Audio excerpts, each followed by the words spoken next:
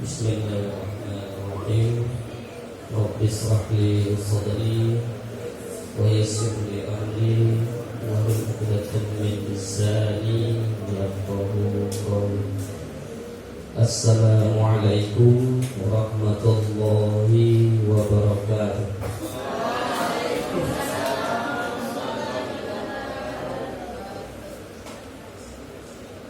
Jawab salam aja, apalagi menyelesaikan kuliah.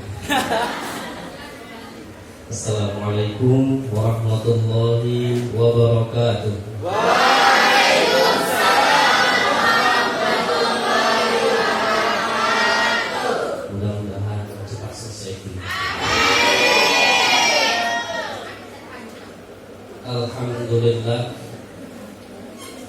Alhamdulillahi rabbil alamin ala jami'i ni'amihi hatta taufiqihi lihamdih wa hadana ila subulis salam wa afhamana bi syari'atin nabiyyin karim.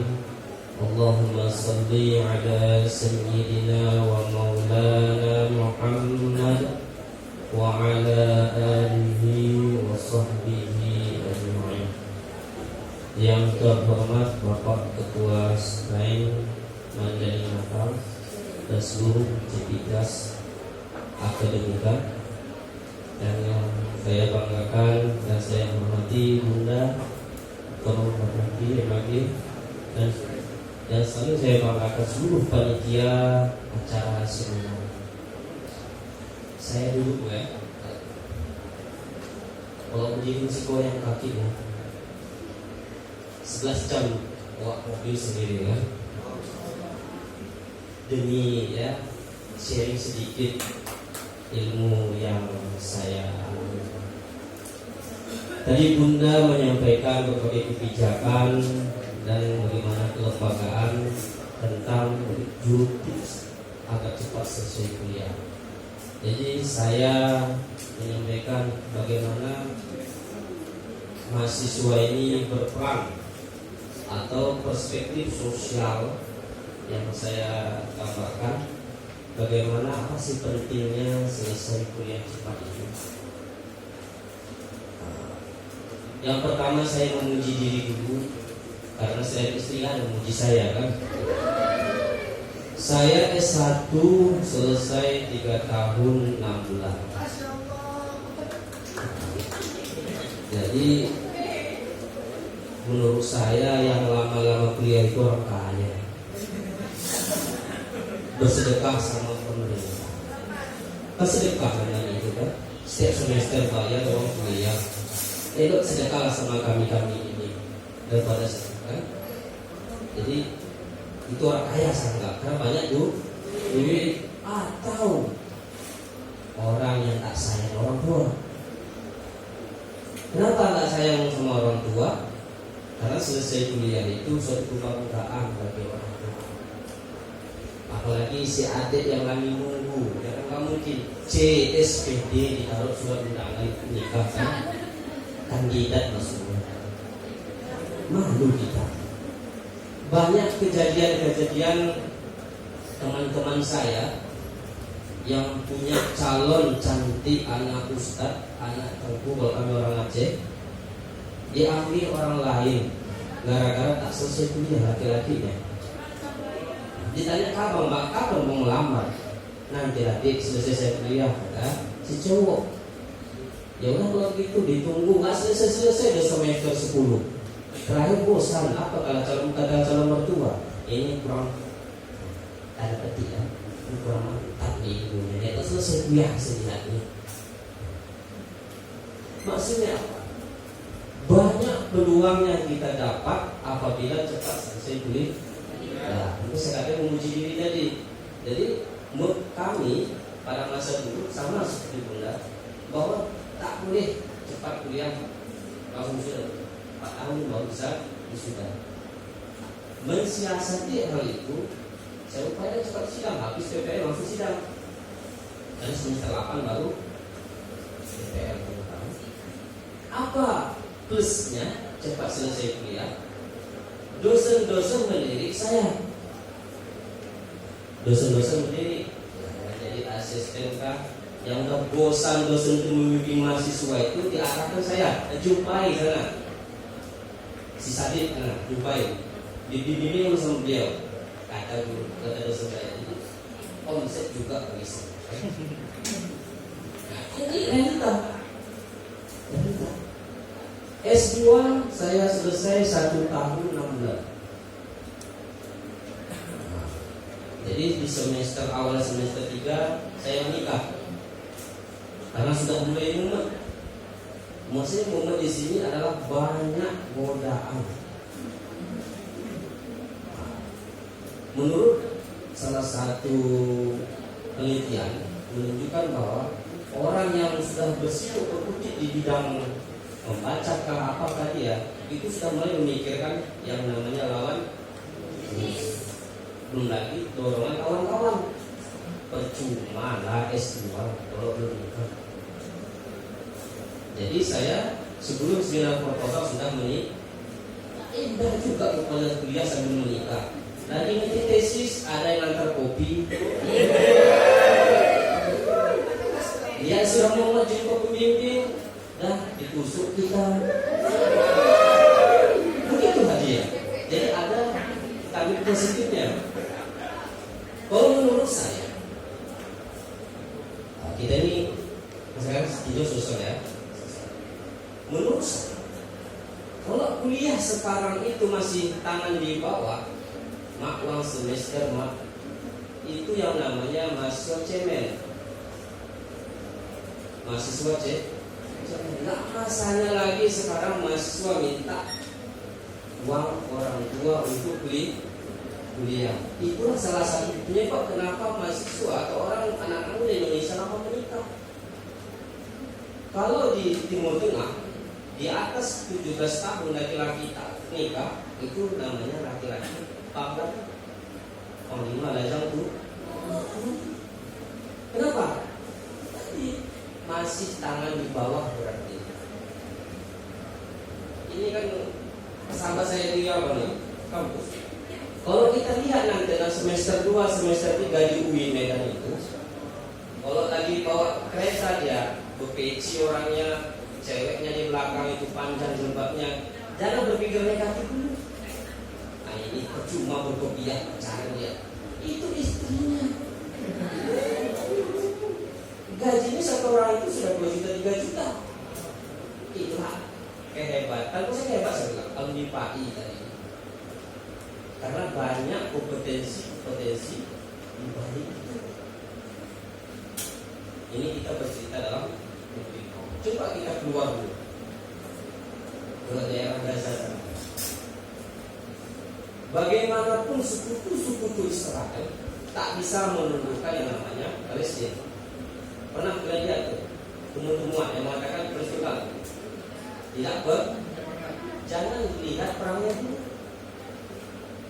Hampir 60% masyarakat sana itu sudah SD. Kalau semuanya jangan tanya lagi. Maka jangan harap. Maka suatu orang masyarakat yang berpendidikan tinggi itu dia bisa membentuk suatu peradaban.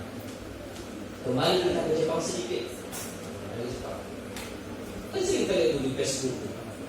Buat Jepang itu, kalau kita lihat itu banyak berkeliaran ikan-ikan mahal tuh. Kenapa namanya? Ikan kue ya. Pas kemarin itu banjir di Jepang, airnya itu bening, bukan keruh. Kenapa bisa demikian? Tentu itu pendidik. Kembali lagi ke Malaysia atau Asia. Kita tingkat Asia nomor 65 budaya membaca. Di bawah Thailand, di bawah Malaysia, di bawah Singapura. 65. Di Malaysia itu anak sekolahnya atau mahasiswa 1 tahun itu membaca 50 judul buku dengan mahasiswa. Siswanya saja membaca 50 judul buku. salah satu kelemahan kita, budaya membaca. Kalau kita lihat Imam Nawawi Al-Bantani, salah satu ulama kita, itu mengarang 157 buku. Kiai Haji Ahmad Dahlan pulang dari kuliahnya di Timur Tengah membawa buku itu satu gerbong kereta api. Ibnu Sina Al-Tabari mengarang setiap malam, setiap hari menulis 45 lembar tulisan. Maka Tabari kita tuh bayangkan berapa jilid ditulis oleh dia. 485.000 lembar seumur hidup beliau menulis kitab. Beliau membaca 100.000 hadis dan memasukkan dalam kitab Tabari itu 80.000 hadis. Membaca boleh banyak, tapi kita seleksi lagi. Lalu masukkan ke dalam skripsi kita, itu masuk. Yang mau ini saya sampaikan kepada kalian adalah kenapa kita lambat selesai kuliah? Kita lihat, salah satu masalah utama selesai kuliah itu lambat adalah di bidang penelitian. Kenapa sedikit selesai di bidang penelitian? Karena kurang membaca. Padahal syariat akademik, saya katakan syariat akademik. Syariat akademik itu membaca, menulis, dan diskusi. Kalau nggak ada ini, ya kan gampang sekarang. Tinggal berapa kejadian kan, lupa nama selesai kuliah. Oke, dan duduk sini, uang keluar banyak, ilmu tidak ada. Itu syariat akademik wajib ada sama kita.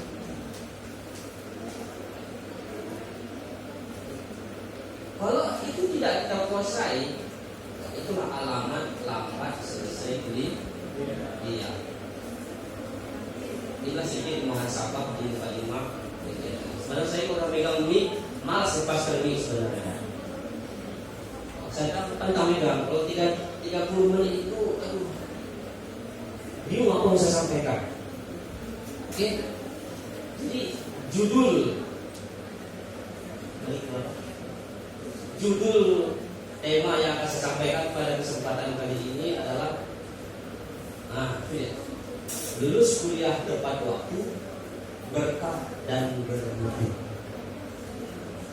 Tepat waktu kenapa penting?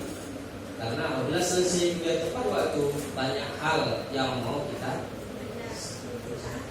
cari istri kah, cari kerjaan kah, atau cari apa? Yang kedua berkah. Kenapa berkah? Menuntut ilmu itu wajib.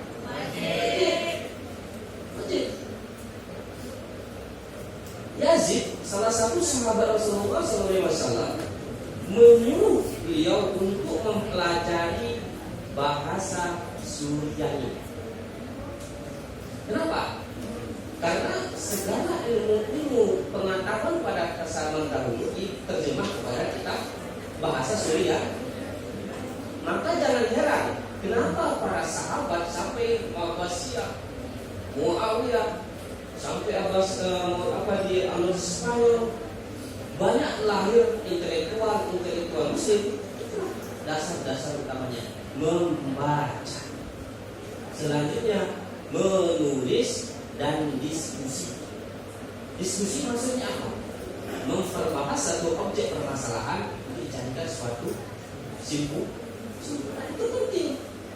Itulah kelemahan kita sekarang, menulis. Jadi tamat kita S1 cuma satu tulisan kita, yaitu skrip. Selesai. Kalau makalah itu kelompok, satu orang sudah selesai semua itu kan, uang orang kan. Itu cuma kajian kita, itu pun cuma isinya apa? Ya isinya sekecil lah, tak masalah. Ya itu selesai, kan gitu. Berkah. Apabila kita niatkan untuk agama, belajar ini, kuliah pun kita itu tetap berkah, itu jadi paham. Terus yang ketiga bermutu. Kalau selesai kuliah janganlah asal selesai. Foto kalau kita lihat tentara tak pun pakai baju loreng, kita yakin itu tentara. Orang-orang dokter tak pun dia pakai baju putih, dia pakai stetoskop, kita pakai kulit itu dia dok. Kalau kita lihat Abdul Nipai, kalau tak pakai alamater ya tinggal Nipai. Kenapa? Kalau tak pakai pakaian? Kalau kita lihat tentara, pandangan tentara itu, yakin kita tentara. Kalau kita lihat aja kita lupai, bagaimana cara menandai? Dia nggak berbicara tampangnya saja. Itulah bermutu tadi. Kalau kita bermutu, nampak tu auratu al-ilmu nurullah. Lah yang dima'asi. Kalau kita basi untuk maksiat, tak ada cahaya ilmu itu dalam diri kita.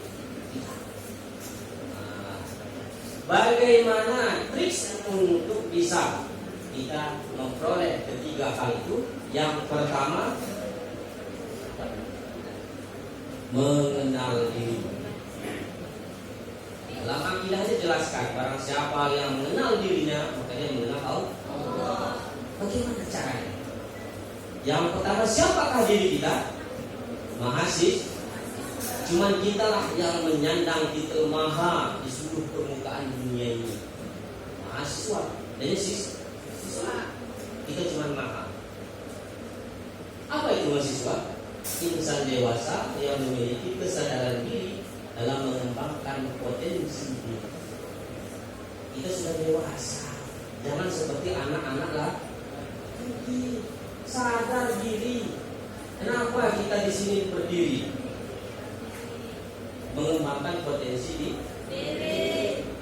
Kudu molado dia itu malah fitrah itu adalah potensi yang bisa dikembangkan.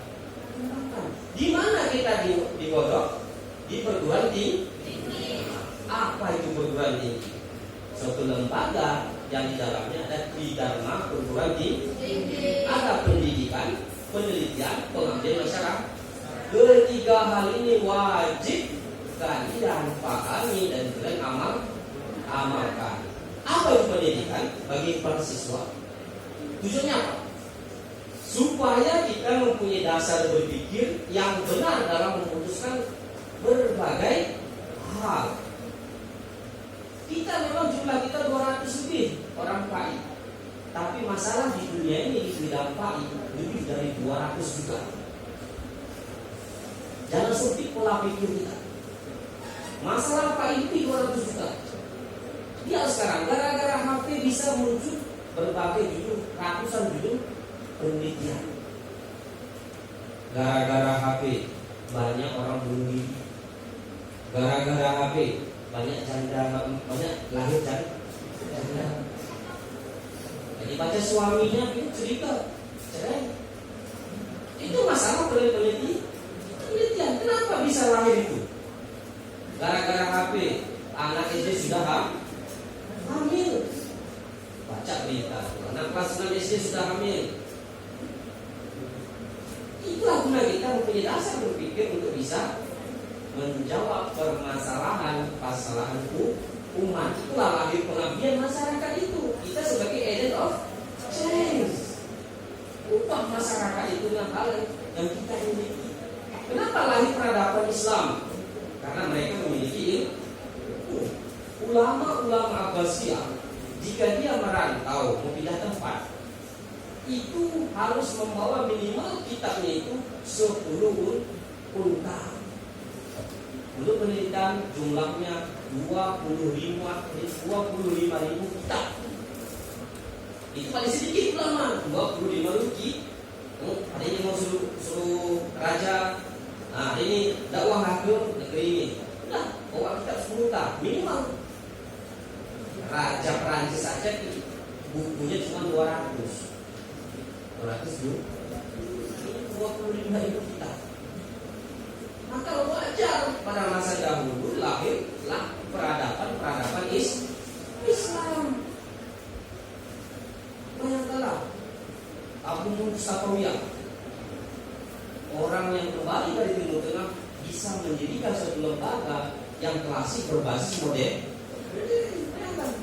Famor beliau bisa melahirkan 15.000 setiap berkurang di atas 12.000 santri-santri yang belajar di Mustafawiyah.